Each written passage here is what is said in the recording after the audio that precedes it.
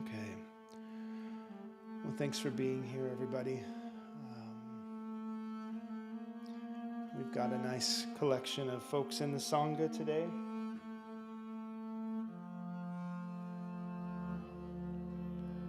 This is Journey Home Meditation's morning sit, coming from the Beside Meditation Hall in Southern Oregon. So thanks for joining us in the space, and thank you for joining us wherever you are joining us from online today. My name is Michael. I'm going to be taking us through our daily practice of conscious breathing, a little bit of meditative practices, and some contemplation and poetry. So come on in, have a seat. You can be seated as I am on a pillow or mattress or blanket. I have a small pillow underneath my butt as well. It really helps to elevate the body, putting the hips in line with or above the knees allows you to sit more comfortably for a longer period of time. So I recommend doing that. But whatever it is you need to do for your body to find its comfortable position to facilitate breath this morning. This whole practice is a practice of devotion to breath.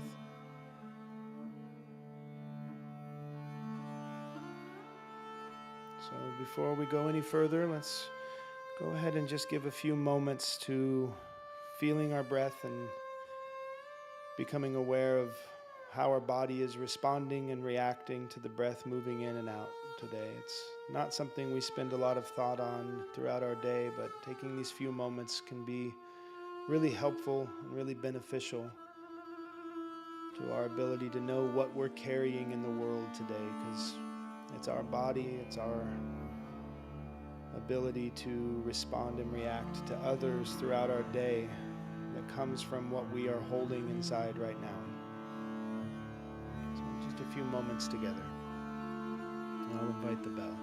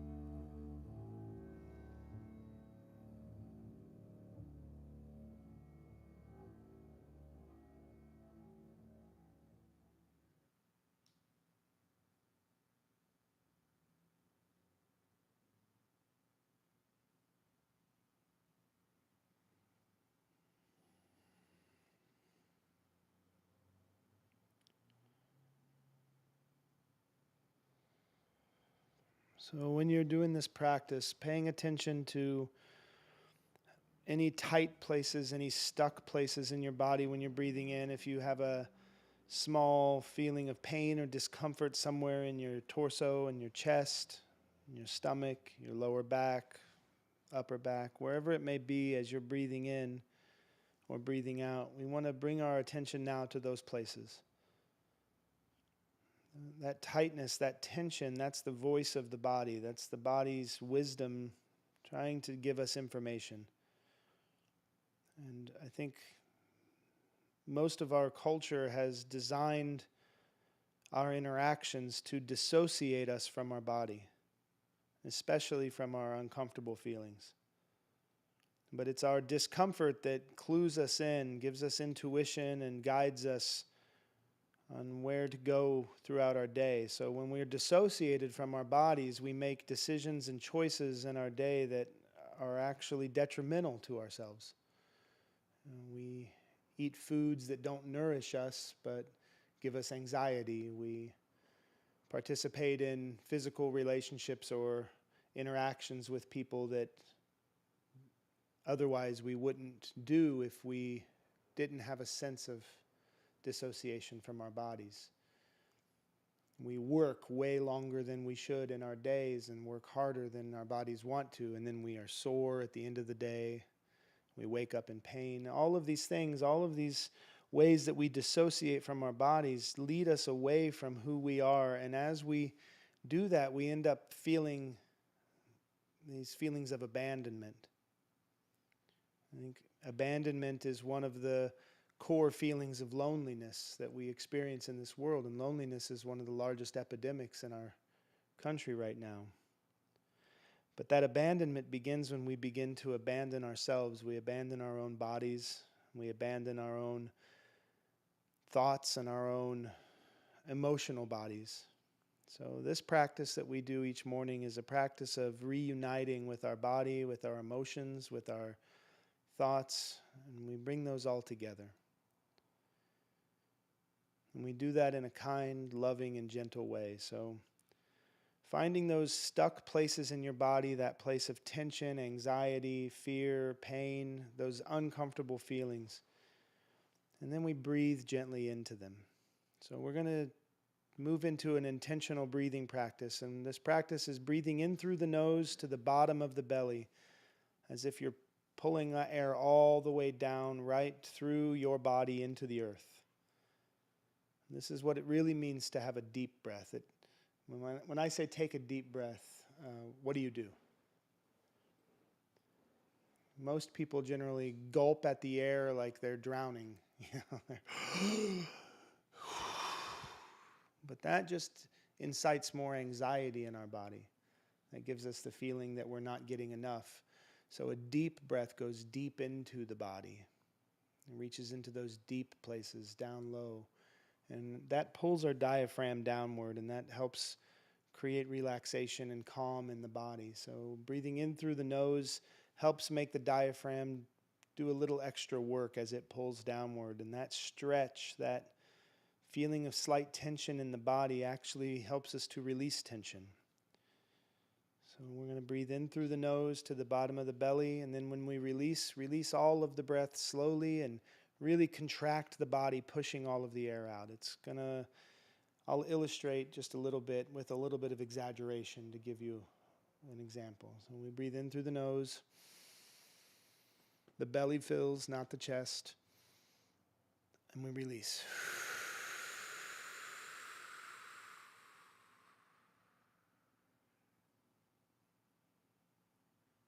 And at the end of the release, just hold for a moment.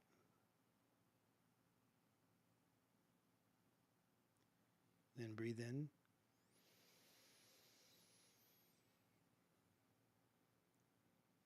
Hold. And release.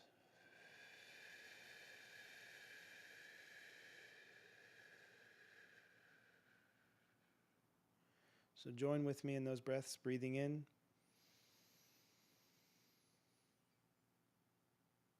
Hold. Release.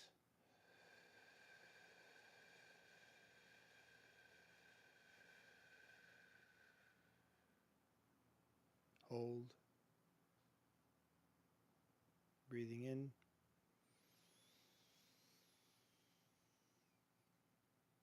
Hold. Release.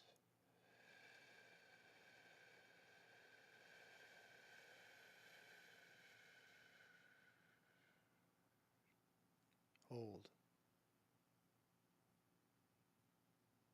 Breathing in.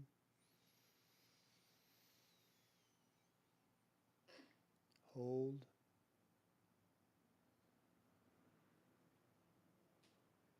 Release.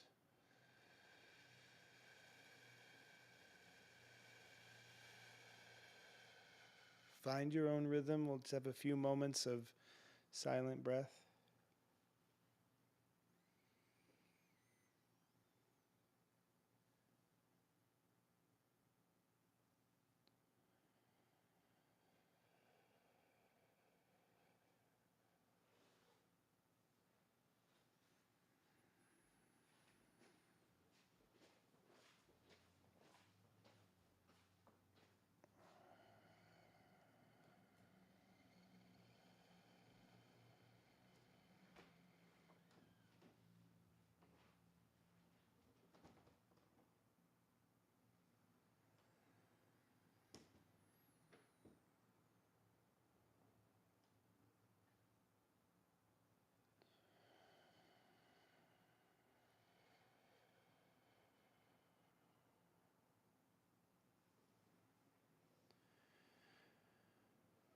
The way we hold our bodies helps indicate a lot of what we're experiencing as well. So paying attention to how you might be holding your shoulders or your hands. And this is going to give you an invitation into processing and feeling what it is that you're holding inside of your body. If your shoulders are hunched down and forward, this is a position of defensiveness and protection. We're protecting those internal parts of our body. So we may feel a little insecure in that moment. But shifting your own body just a little bit, opening that shoulder just a little bit, lifting that chin up, and taking just a few breaths, notice how that will shift the way you might be thinking about yourself or the way you might be feeling, your emotional place in yourself, as that breath gets facilitated in a different way. One thing I do is I rest with my hands, palms up, because that little bit of turn in my arms opens my shoulder blades just a little bit, bringing them together in the back and rolls that shoulder open, and it really helps facilitate the breathing. Takes the weight off of your lungs as your body pulls that air in. So give it a shot. Just a few breaths in and out.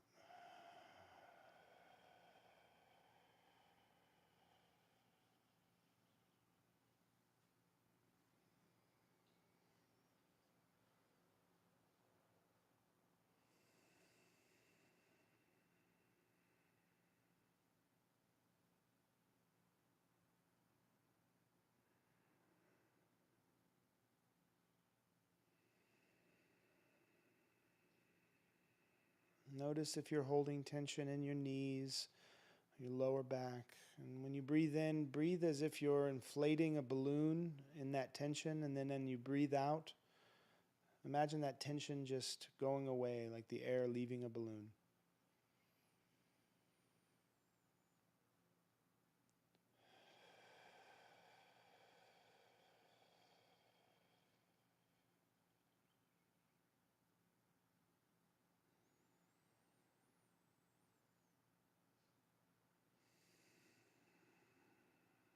Now, you may not be experiencing everything in a blissful way. As we open up our reception to our body, you may start to feel uncomfortable things that start coming up.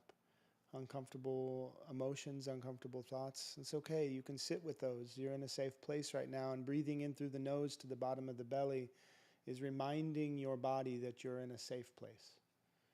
It's comforting and bringing your central nervous system into relaxation. But coming into relaxation means that some of those subtle voices that you've been holding back or repressing might want to come up. And this is part of this practice. We do this as a practice so that we can practice allowing ourselves to release ourselves and liberate ourselves from the repression that we hold into our body every day.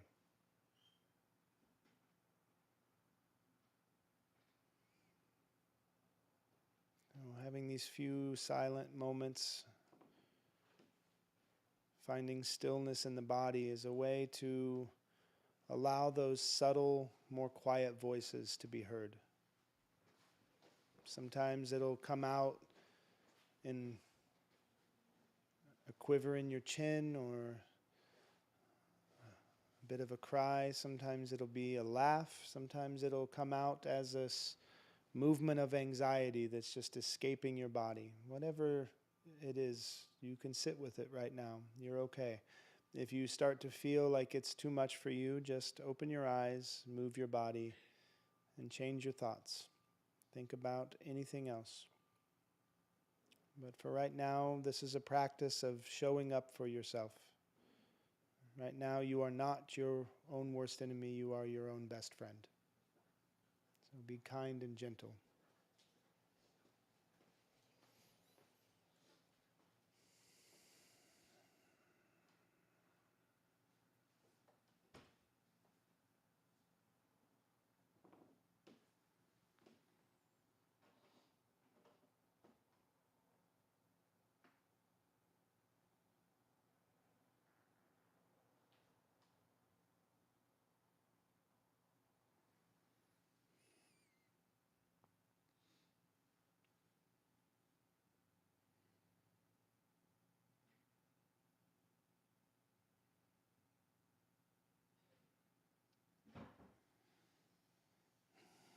And when you're ready, you can shift your body position just a bit. Move the shoulders, move the hands and the feet.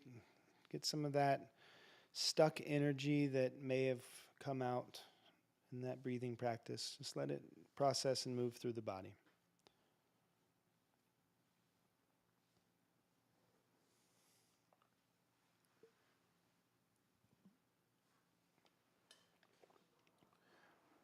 All right. I had a person ask me in a meditation that I was leading. She said, "Why is it you're always talking about the feelings that come up, and why is it I always experience the things that come up as these negative things? These, you know, I get feelings of sadness come up, or anger, pain." I said, I think that the reason that is that many of us are sort of trained into expressing our positive feelings pretty easily. When something is funny, we laugh. When we feel good, we smile. We have these ways to interact with others where positivity is encouraged. We're encouraged to smile even when we don't feel like smiling. So we have these expressions of these emotions that are easy to feel, and these things that we've labeled as positive. But the things that we've labeled as negative, those uncomfortable feelings, we tend to push those down. Sadness being a major one that we push down. Fear, feelings of pain or discomfort. And I think the reason that we do that is how much we have an active participation in our emotions. So laughter is an active emotion. I'm actively laughing. Anger is even an active emotion. We don't always repress our anger because we have a culture that somewhat allows us to express anger. Especially our smaller cultures, the cultures of our families. Many of us come from homes or families where it's not uncommon to hear an argument or a fight or to express anger. Not all of us, though. Some of us, that's absolutely not allowed. But whatever it is, that active participation in anger makes our relationship to it different.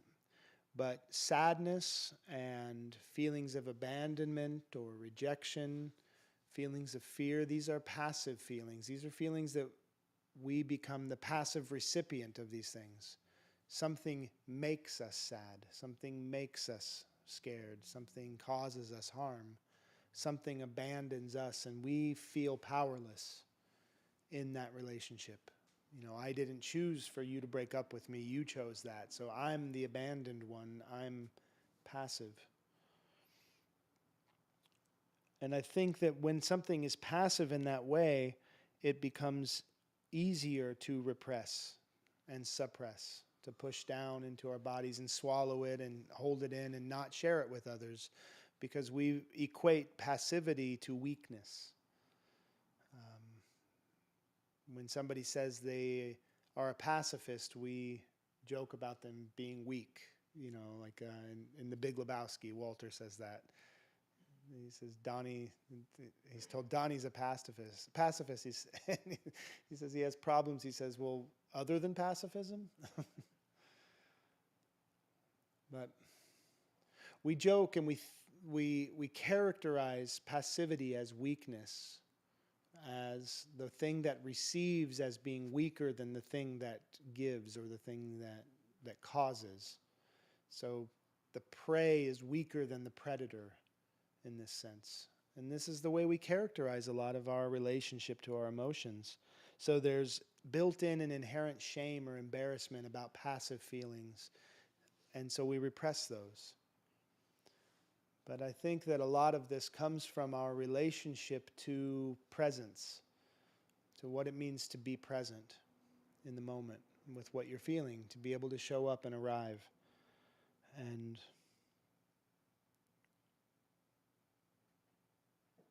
presence is the first act of courage when someone is afraid. Right? When you're afraid of something, courage simply means showing up first, just being present with it. And courage is a way that we characterize somebody that's strong, somebody that's protecting something. Those are courageous people. And so the invitation, I think, when we start to do these practices and we start to recognize that there's these emotions that want to come up that I've been repressing, most often those are going to be difficult or uncomfortable emotions, even if we characterize them as positive emotions in some ways. But sometimes the feeling of joy is one that we are uncomfortable feeling. If you come from a relationship where people say, "What are you smiling about?" We may learn from a young age not to be happy, not to be joyful in front of others, because it might be a target for bullying or deemed a weakness in our own perception. So when we're doing this practice of reassociating with our bodies through the breath, what we're doing is we're arriving with presence for whatever it is. So this practice is inherently a courageous practice, because my conscious mind doesn't always know what it's going to encounter in my subconscious, which is the mind of my body. I don't know what's going to come out. I don't know what things that I've buried deep that work their way to the surface in that breathing practice. So just showing up with those few breaths is already an act of strength and courage. And I encourage you to remember that, especially on the days, if you decide to start doing this practice daily, on the days that you are already sitting down feeling uncomfortable or not well, to remember that this practice is a practice that is strengthening you. This is a practice that is making you strong, not in a way to be dominant or controlling, but a way to be courageous and steadfast and protective. This is a protective practice. This is a way we learn how to give love to those places inside of us that we've fed with shame for so long. So the answer to the question is, why does it always seem to be the negative things that come up? I guess the short answer is because you view what you hold negatively. But the long answer is, why do you view what you hold in a negative light? What is it that's negative about this thing that's inside of you? And how can we shift our relationship to that from negative to difficult? Because I can't do negative things very well, but I can do difficult things with practice. I can do that.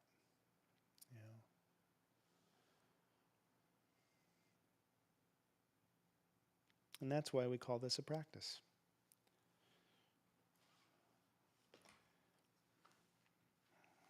Let's get into our poem today.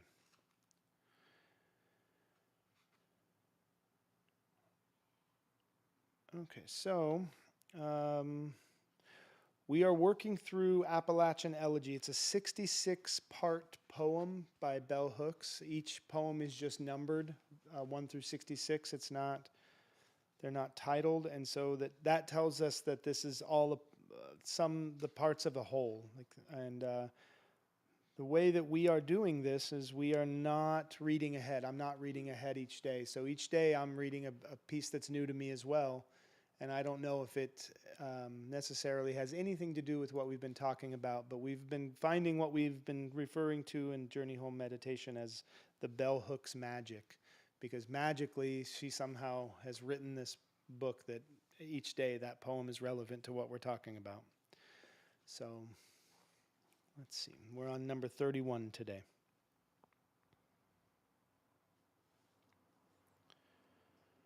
Returning to sacred places where all is one, embraced belonging, an intense field of possibility, wondrous goodness fills the air.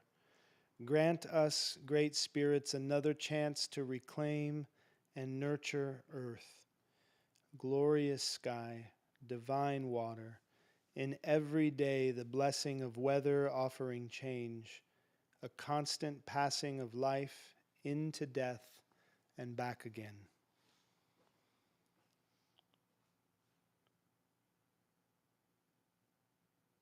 I'll read it one more time. Did anybody hear the way that was absolutely relevant to the contemplation today and what we're talking about? Is anybody picking up on that? I'll read it again.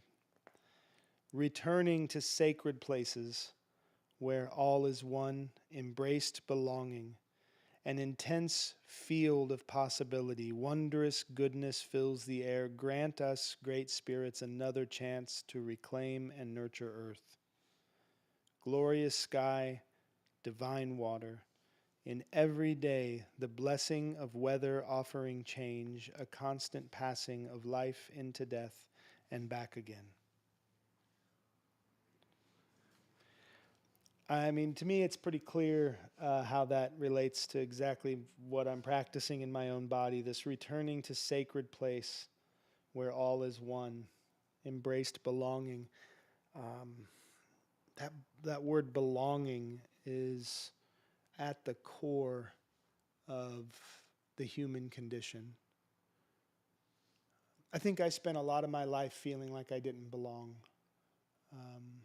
I spent a lot of my life feeling like I didn't belong in my family, like I wasn't one of them. I spent a lot of my life absolutely understanding that I did not belong in school. I didn't belong in church. And it became this mission of mine to find where I belonged. It was kind of like Gonzo in Muppets in Space. Did anybody see Muppets in Space? It was one of my favorite as a kid. But he's different than everyone, and he's looking for his people, looking for where he belongs. And I happened to find that, at a relatively young age, about 13, 14 years old. I found punk rock, and I found live punk rock shows and a community of people making punk rock music and hip hop and skateboarding and graffiti and all those things. And all of a sudden I found a room full of misfits and people who didn't belong as well. So my belonging was in those who did not belong. And we belonged together. And that taught me pretty quickly that if I feel like I don't belong, I'm going to go ahead and imagine that maybe you sometimes feel like you don't belong. And if you feel like you don't belong and I feel like I don't belong, then we both belong in that moment. There's people that feel what I feel. And I think that that's been a truth across the board for me, that every human I've ever known has a secret question of whether or not I belong here. And everything that we do in our actions and inactions is relative to how much we feel like we belong in any moment. So returning to sacred places where all is one, embraced belonging, that feeling of belonging, man, that's amazing.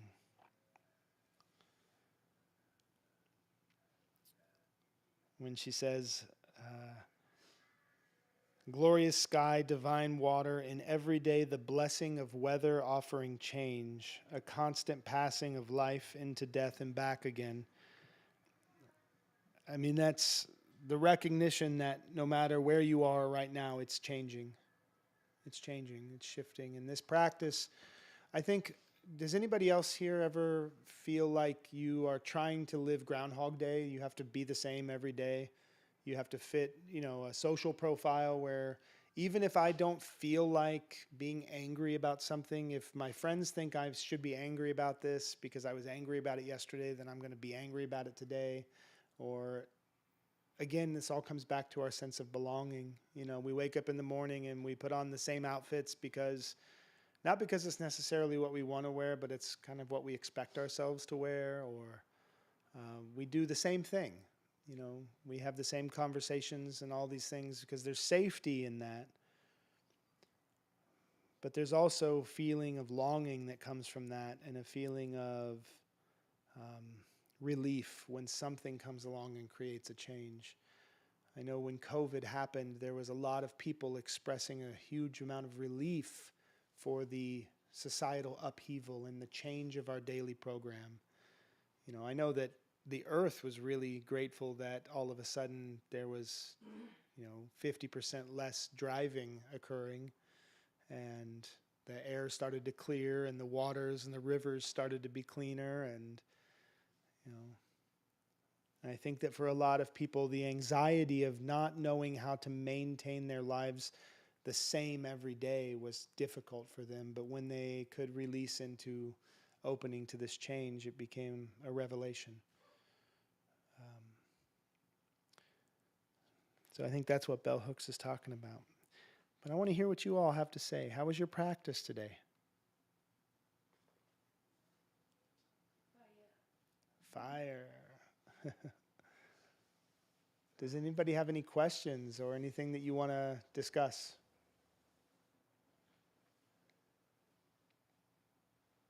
No? I think I figured out why it's hard.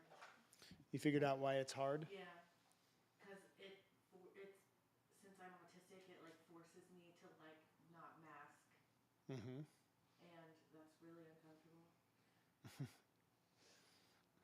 I wonder how that relationship from being forced to not mask into being invited to let down your mask, how that could shift It's over dangerous. time.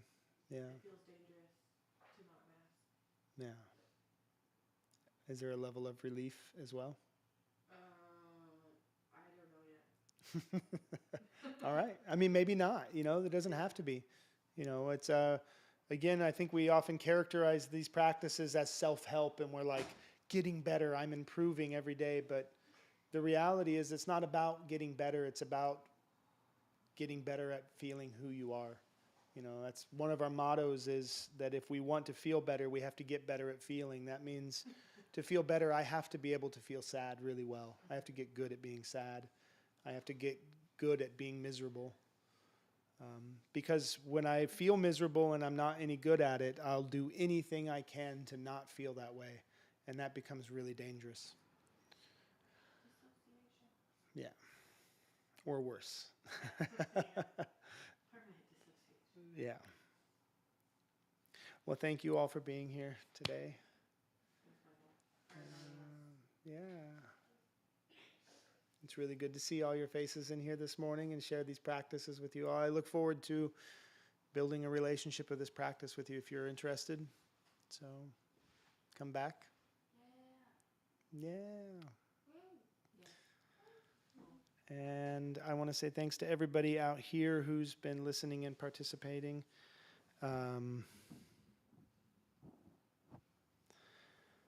I'm being told in the chat that it's hard to hear. Are you still having difficulty hearing? Let me check my audio just to make sure. Are you still having difficulty hearing everything that's coming through?